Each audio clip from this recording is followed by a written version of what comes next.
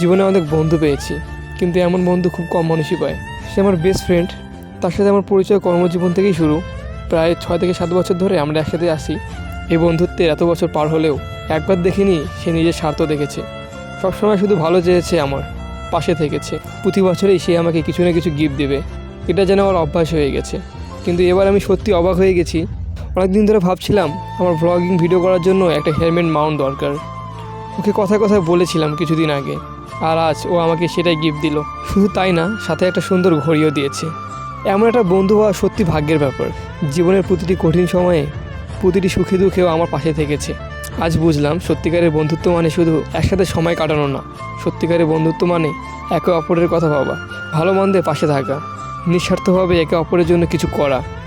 আমি চাই যতদিন পৃথিবীতে আছি আমাদের বন্ধুত্ব এমনই থাকুক।